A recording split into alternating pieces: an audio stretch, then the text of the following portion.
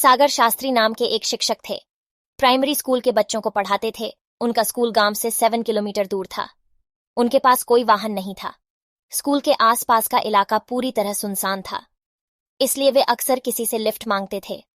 कभी कभी लिफ्ट नहीं मिलती थी तो पैदल ही चले जाते थे और होंडा कंपनी का एक नया स्कूटर खरीद लिया। खुद का वाहन ना होने के कारण सागर शास्त्री जी ने जो कष्ट सहे, उन्होंने अपने मन में गांठ बांध ली और तय किया, कोई लिफ्ट मांगे तो उसे मना नहीं करेंगे, क्योंकि उनको यह पता था कि अगर कोई हमें लिफ्ट के लिए मना करता था तो कितना बुरा लगता है। अब सागर जी रोज अपने स्कूटर से स्कूल जाते थे और रास्ते में कोई उनसे रोज लिफ्ट मांगकर उनके साथ चला जाता था।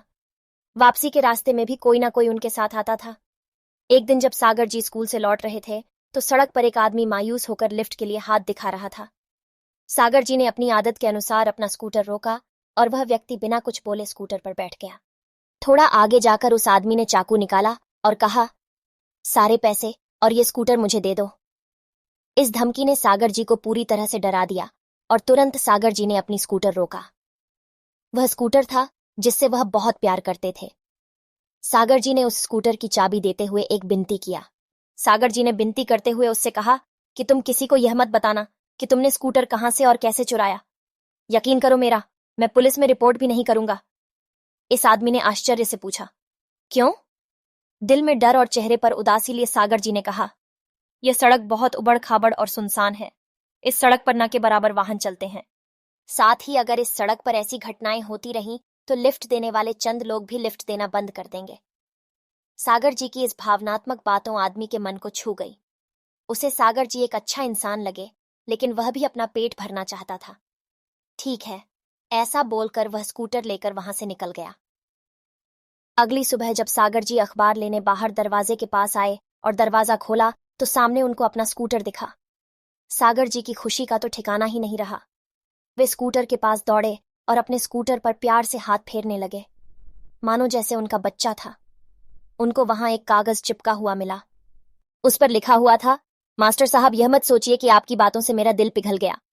कल मैंने आपका स्कूटर चुराया और गांव गया और सोचा कि उसे भंगार वाले को बेच दूं, लेकिन जैसे ही भंगार वाले ने वह स्कूटर देखा, मेरे कुछ कहने से पहले ही वह भंगार वाला बोला, अरे यह तो मास्टर साहब का स्कूटर है। उससे बचाने के लिए प्रयास में मैंने उसे कहा, हाँ, मास्टर साहब ने मुझे बाजार में काम से भेजा है। शायद उसे मुझ पर शक हो गया था।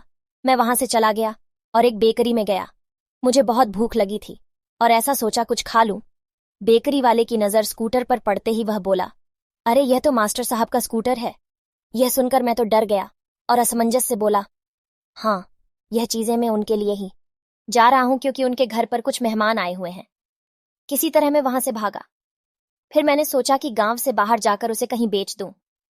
मैं कुछ ही दूर गया था कि टोल नाके पर पुलिस ने मुझे पकड़ लिया और गुस्से में मुझसे पूछा कि कहां जा रहे हो और ये मास्टर साहब का स्कूटर आपके पास कैसे आया। फिर मैं कोई बहाना बनाकर वहां से भाग गया। मैं भागते भागते थक गया हूं। मास्टर साहब आपका स्कूटर है या अमिताभ बच्चन, हर कोई उसे जानता है। मैं आपकी अमानत आपको सौंप रहा हूं। उसे बेचने की मुझ में ना तो हिम्मत है और ना ही ताकत। आपको हुई परेशानी के लिए मुझे माफ कर दो, और परेशानी के बदले में मैंने आपके स्कूटर की टंकी भरवा दी है। इस पत्र को पढ़कर सागर जी मुस्कुराया और कहा, कर भला तो हो भला। अगर आप दिल के नेक इंसान हो तो आपके आसपास के लोग निश्चित रूप से खुश होंगे। इसलिए जीवन में कभी भी किसी की मदद करने के लिए पीछे नहीं हटना चाहिए। वीडियो अच्छी लगे तो लाइक करें और इस चैनल पे पहली बार आए हैं तो सब्सक्राइब करें।